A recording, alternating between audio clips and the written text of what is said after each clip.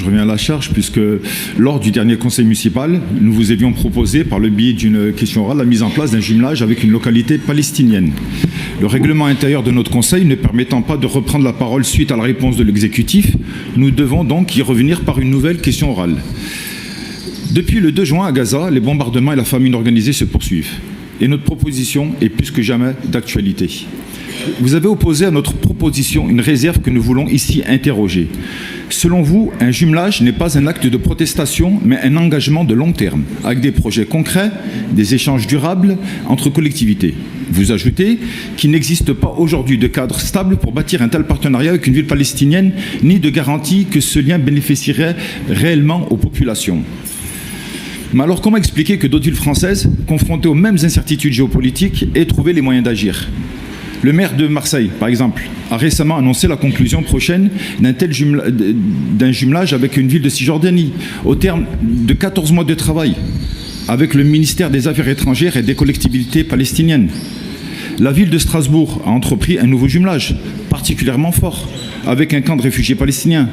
Ce sont deux exemples parmi d'autres d'élus locaux qui ont su nouer de telles relations d'amitié et de solidarité, malgré les difficultés, précisément parce que l'urgence humaine impose d'innover, de créer du lien, de poser des actes concrets, même dans un contexte instable. Le maire de Bethléem était présent à Saint-Étienne le 21 juin dernier. C'était dans les locaux du centre social Le Colibri, et il nous a livré un témoignage poignant de ce que vivent les habitants de cette ville encerclée par les colonies. Vous auriez pu le rencontrer à cette occasion et lui demander comment fonctionne le jumelage entre sa commune et celle de Strasbourg. Vous auriez pu, comme nous, qui sommes allés l'entendre, ressortir de cette rencontre, plus convaincus de l'impérieux devoir moral de ne pas rester sans rien faire face à la place qui est la vôtre. Cela ferait sens au regard des mots que vous avez prononcés le 18 juin dernier, en hommage au discours du général de Gaulle, qui appelait chacun à résister avec ses moyens là où il se trouvait. Refuser d'agir au motif que tout n'est pas parfaitement balisé revient à attendre que la paix soit faite pour commencer à soutenir ceux qui en sont aujourd'hui privés. Or, c'est maintenant que les populations palestiniennes ont besoin de signes d'espoir, d'ouverture, de solidarité.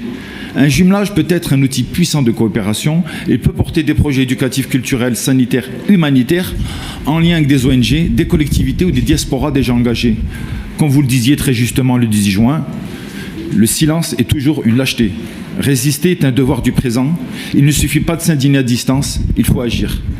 Nous vous offrons aujourd'hui une manière, peut-être pas simple, peut-être pas écrite d'avance, de passer de l'indignation à l'action.